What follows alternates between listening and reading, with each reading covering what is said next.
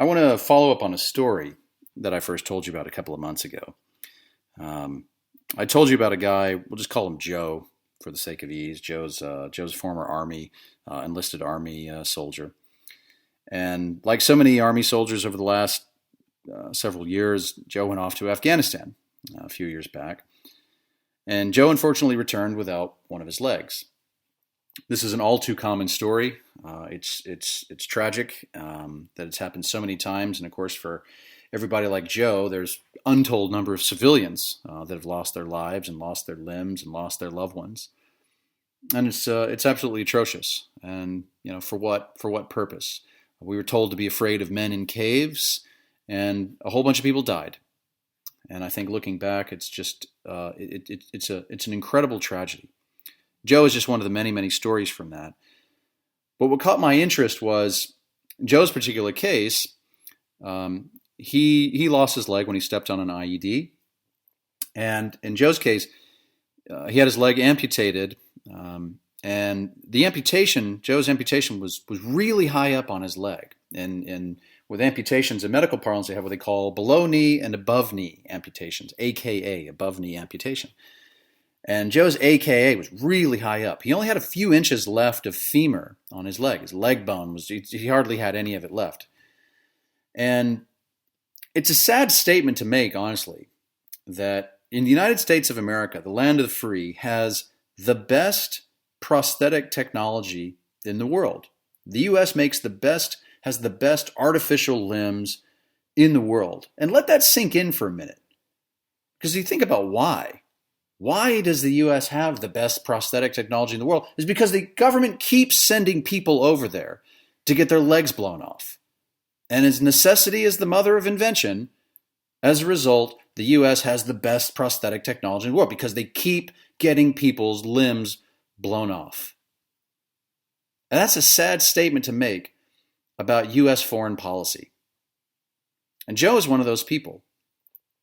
In Joe's case, though, because his amputation was so high, a conventional prosthetic wouldn't work for him. And the way he described it to me, he said, imagine, you can try this yourself, imagine gripping a pencil from the rubber end, the eraser, from the eraser end. Imagine taking a pencil and putting the eraser between your thumb and your index finger, and try to hold a pencil from the eraser end, holding it just between your thumb and your index finger, and then try to write your name like that. It's really hard. You're probably not going to be successful doing it. A lot of you are probably just going to drop it altogether. That's what happened with Joe, is that every kind of prosthesis that he would put on, every artificial limb that he would put on, would just take a few steps, it would pop right off. Because there wasn't enough sort of meat left on his leg. There just wasn't enough thigh left for any prosthetic device to kind of cinch down and stay connected to Joe. So he was left really without a leg, without a prosthetic device, just walking around the best he could with one leg and crutches. And Joe's a strong guy, and he was fine. He made a go of it. And then one day he did some research, and he found that there's an experimental, I wouldn't say experimental actually, it was just a new procedure, still for a relatively new procedure. It was some technology that was developed in Australia. It was being practiced around the world in Sweden and Switzerland and Norway and Germany and all kinds of places. And the procedure is called osseointegration. And basically, you can imagine it's basically like a dental implant, where they take a titanium rod and they integrate this titanium rod with what existing bone you have left. And so they would kind of go in and screw this together into Joe's existing femur and his hip and so forth, with the idea being that Joe didn't have enough leg bone, so let's create some leg bone using this titanium rod. So the titanium rod sort of takes the place of his leg bone, and now if he's got this titanium rod that's sort of permanently fixed and cinched down and screwed into his body, now he can attach the prosthetic device to the titanium rod. Right? So the rod takes the place of the leg bone. That's called osseointegration. So the thing is, even though it was performed all over the world, in very civilized, advanced countries, in the land of the free, the Food and Drug Administration said, no, Joe, sorry, we're not going to allow you to have this procedure. We think it's too risky. Now, of course, Joe, it was perfectly fine for him to go and take the risk of going to Afghanistan. That was fine. It's perfectly fine for Joe to take the risk and get his leg blown off. That was okay, you know. But for Joe to actually try and get healed, well, that wasn't okay. And the government had to save Joe from himself. They had to take this grown man who left a leg on the battlefield and say, sorry, you're not capable of making your own decision. We're going to make that decision for you, and our answer is no. So Joe went, started looking around, and he saw, okay, well, I can go get it done overseas. Maybe I'll go to Germany, or I'll go to Australia. And he looked and he found that the procedure was developed in Australia. He contacted the physician who had actually developed the procedure to begin with, and he said, hey, can I come over and get this done? And they said, sure. And they told him the price. And it was expensive. It was about $80,000. Well, Joe didn't have $80,000. So he went back to the VA and he said, hey, look, the FDA said, no, I can't have this procedure. So I can't get it done in the U.S. Can I get this money to go and do it overseas in Australia? And the VA said, no, sorry, can't do it. If the FDA said no, then we can't do anything for you. That's it. So here now is Joe, a combat veteran from Afghanistan who lost his leg, and the U.S. government told him, sorry, buddy, but you're on your own. We're not going to heal you up, and if you want to go get that procedure, you got to pay for it yourself. Now that's where I come in, because I met Joe, because I somehow managed to stumble across something online. Some family members of Joe, Joe didn't do this on his own. His family, I think his sister and his fiance started a crowdfunding campaign trying to raise some money for Joe to go overseas, to raise this $80,000 that they needed to go over, get the procedure, the physical therapy, stay in Australia for a while, all these things. And they'd raised like a couple $100. I mean, it was like nothing. It was nothing. And that's where I came across it. Joe was essentially trying to get some of this money online. I saw it. I asked somebody on my staff to reach out and set up a meeting, and I flew to the U.S. And I sat down with him, and we got to know each other. He's a great guy. We laughed a lot and swapped a lot of stories. Had some really interesting things to say. If you've heard about, for example, combat veterans in the land of the free getting denied, these firearm permits by the federal government. Joe's got a ton of stories about that. Perfectly fine for him to go to Afghanistan and get his leg blown off, but can't have a firearms permit. Can't get any support from the government that he served to go and actually get healed. I mean, it's just disgusting how people like Joe have been abandoned and thrown out, cast out. Not to mention all the other victims in these countries locally. I mean, all the people in Afghanistan, all the children in Pakistan that have been maimed by having bombs dropped on them by remote controlled drone.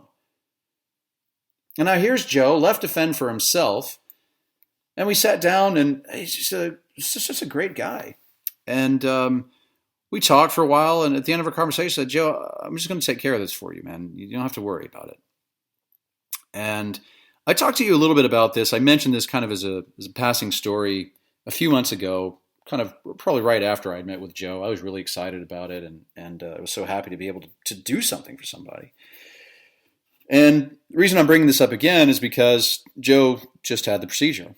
And it was about 2 weeks ago, and he went right into physical therapy. And it was painful and grueling. And we've been kind of keeping tabs. And he sent us this video. And it's video of Joe walking. I've told the story to a couple of friends, and I it's hard for me to get through it, honestly, without it's pretty emotional for me,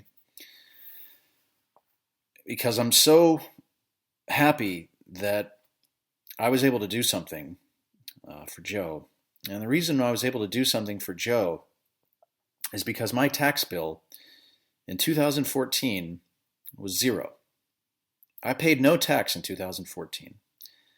For tax year 2014, so basically April 15th, 2015, whenever it was filed, tax bill was zero. And it wasn't zero because I did anything illegal or I took any shortcuts. So whatever, anybody, from the IRS who's listening, feel free to look me up and down. Everything's fine. I was able to take advantage of something called the foreign earned income exclusion. And the foreign earned income exclusion means that basically you can earn a certain amount of money if you're living overseas and you pass certain residency tests and things like that. If you're an American living overseas, then you're able to take in a certain amount of income tax-free. You don't pay any U.S. income tax on that. And it's a rather significant amount of money, because once you can factor in the foreign housing exclusion and all these other things, and plus other deductions and standard allowance and all these other things altogether, it starts to add up if you're living overseas. And I live overseas. And that's one of the reasons why I live overseas, is because I find death and chaos and all these things to be immoral. When we were having this conversation the other day, and a friend of mine was telling me how she met some Norwegians. And these Norwegians were kind of bragging, saying, we like paying taxes in Norway. And Norway has crazy high taxes.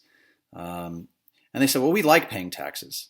And I said, I kind of get that. I get your calculus on that. I don't agree with it, but I get it. Because in Norway, they pay a lot, but they get a lot. At least they feel like they get a lot. They get, they get high quality healthcare. They get high quality education. They get an actual, funded solvent pension system. They get all these things. They get meticulous highways, and they get all these things they get, and they pay a lot for it, but they feel like they get a lot for it.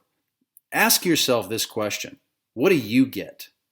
What do you really get? And I'm not talking, I get this feeling that I'm free and any of that bullshit. What do you really get? Because I think you get bombs, and you get drones, and you get body scanners, and you get debt, and you get $200 million websites for Obamacare that don't work, and you get federally funded police states. That's what you get. You get a lot of propaganda about what you get, but when you really look at what you get, you don't get much, but you pay a lot for it. You pay a lot for nothing. And I would actually say it's less than nothing.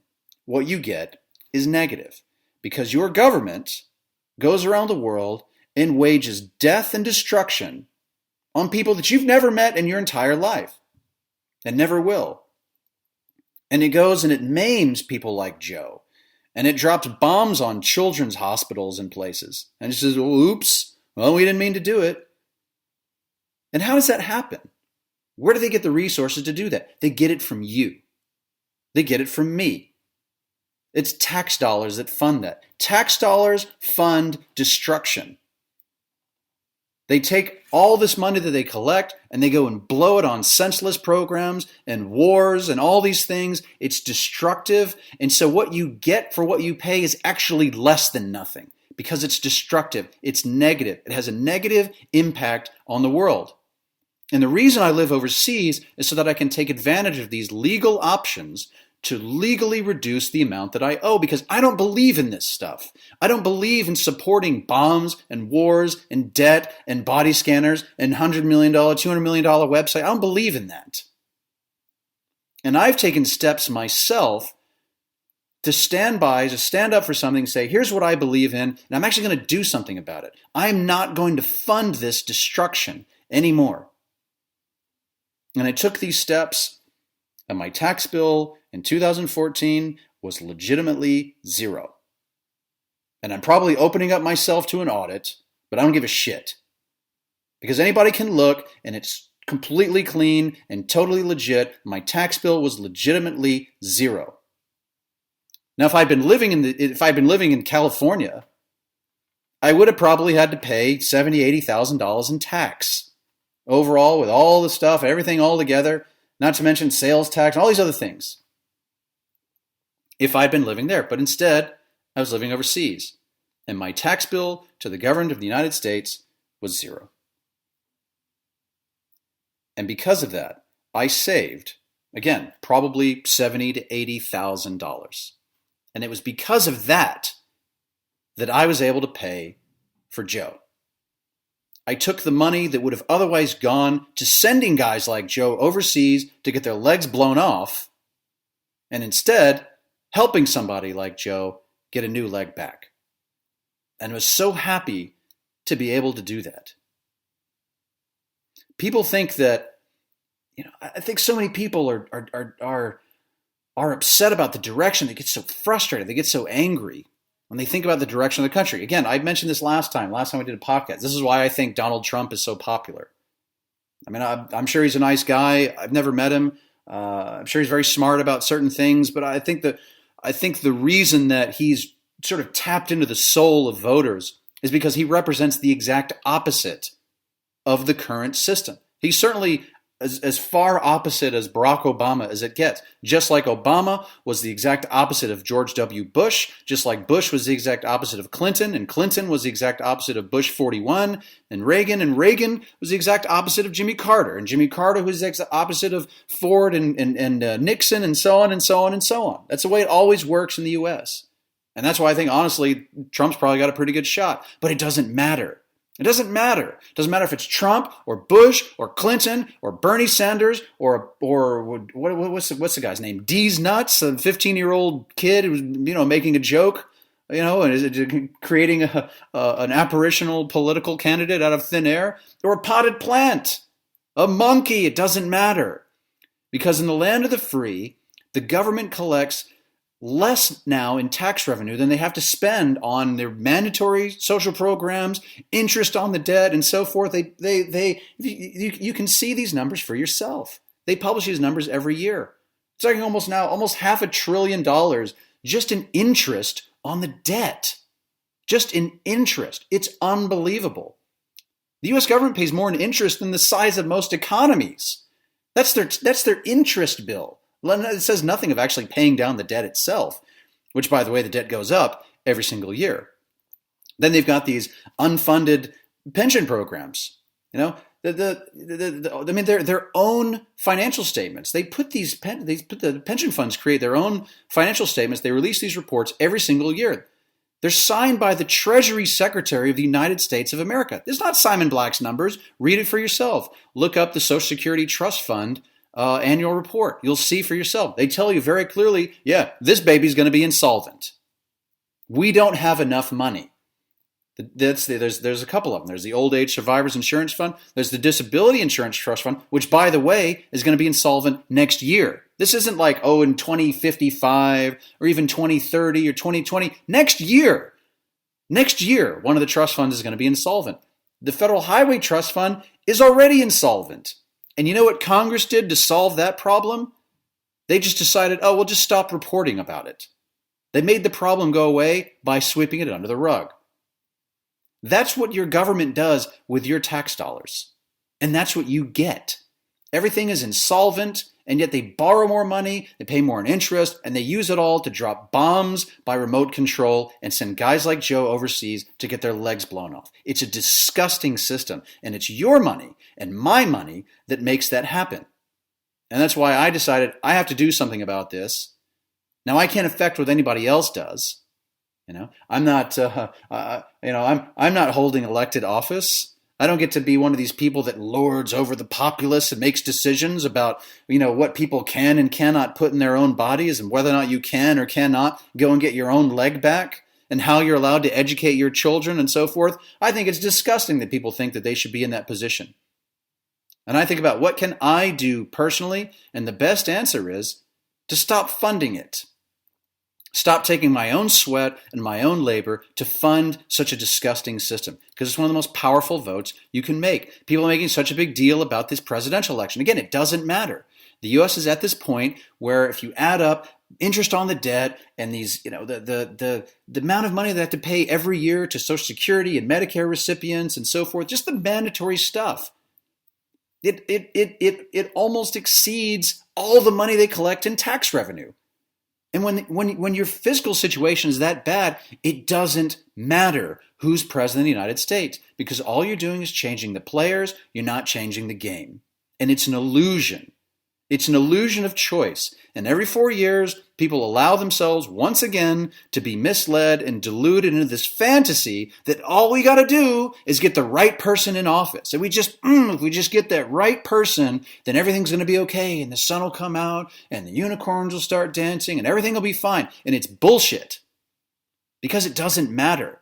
The fiscal situation is what it is. And the sooner people realize that, the better off everybody will be. They lie to people to say, your Social Security is going to be fine. No, it's not. And you know who says so? Not Simon Black. The Treasury Secretary of the United States of America is telling you that it's not okay. But nobody cares. Nobody listens. It's a lot easier to just, flip on Fox News or CNN and see somebody say, oh, everything's going to be fine. All you got to do is elect me. And people believe that. That's all you got to do. All you got to do to solve the problem is go into the voting booth and punch a Chad. And then you walk away, and that's it. That's all you got to do. And that's so lazy. It is so unbelievably lazy. The United States of America was founded on the principle that people are self-reliant and responsible for themselves. Not on this idea that you get to outsource to somebody else solving all of your problems for you.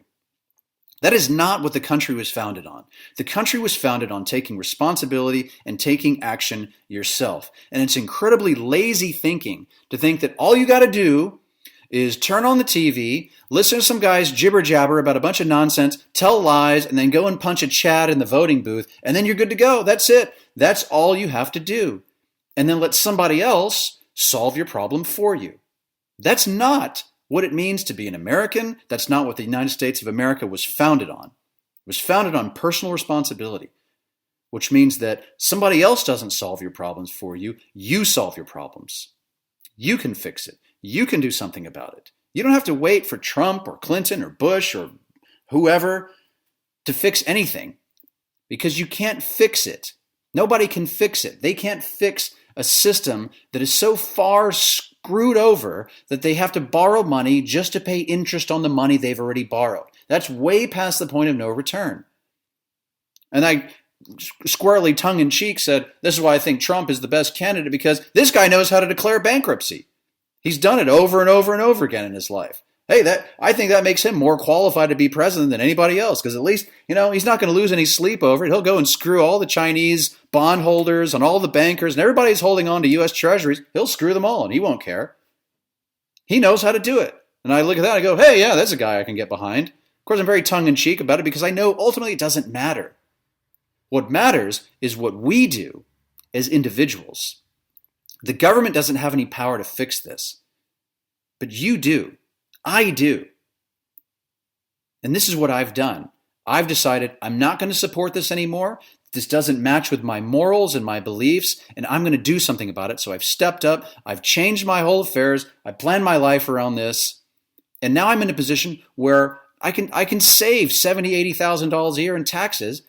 And it's so funny because when you talk about saving taxes and cutting taxes and so forth, people think that you're this unpatriotic, like the worst person in the world. And they think, oh, there's some rich asshole who just cares about himself and wants to buy another Maserati and so forth. It's not about that. I don't think anybody who says that, it's just lazy, narcissistic thinking. It's this knee-jerk reaction. And I always tell people, you just don't know what you're talking about. Because it's reasons like this that you can take that money instead of that $70,000, $80,000 going to fund wars and bombs and drones and police states and $200 million websites that don't work. It goes to help people like Joe, or we're sponsoring this village in Nepal that was displaced by the earthquake they had, or the entrepreneurship education of young people like we do every year. That's where the money goes. And suddenly when you cut the amount that you owe legally, using all the provisions in their own tax code to cut what you owe them legally and legitimately to do so, it gives you so many more options. And what's wrong with that? That's what freedom is all about. Freedom is about having the option. It's about being able to choose and not having somebody else choose for you. When you don't do these things, then the government is taking your money and choosing for you how they're going to spend it. And I said, no, I'm not going to let that happen. I'm not going to put myself in that position. I'm going to choose where my own money goes. And I chose Joe, not Obama. Sorry, Barry, didn't happen. I'm here to tell you that all these tools and resources are really out there. It's not possible to just go to a voting booth and elect somebody and expect they're going to fix it. Fixing things requires commitment at an individual level. You have to think about your own situation, what you can do, not just going out and sticking a sign in your front yard or putting a bumper sticker on your car, but what you can do. And the most powerful votes you can make are the votes you make not with a Chad in a ballot box, but the votes you cast with your feet and with your financial resources. When you restrict your financial resources and you take every legal means necessary of starving the beast, that has so much more power than going to a voting booth and going through the demeaning exercise of punching a Chad in a federal election. That does nothing but restricting your financial resources. And you think about if more and more and more people started doing that, how much more of a difference that would make.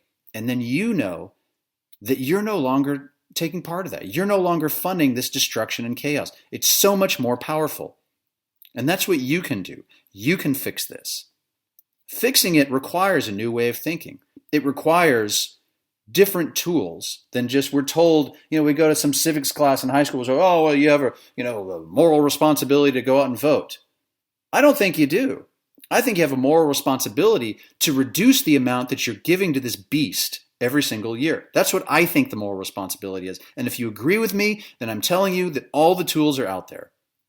It takes the will to learn about them and to take action. And by doing so, it's pretty hard to imagine that you're worse off because you're not paying taxes to a government and you have the option to choose to help people like Joe. So that's it for now. This was pretty emotional for me. I appreciate you listening. Sometimes this is pretty hard to get through. It's a very powerful story. I'll have more updates for you guys as Joe gets better. And I think we'll put a link to at least an abbreviated version of the video so you can see what I'm talking about. I hope you guys enjoy it. So thanks very much for listening, and we'll talk to you again soon.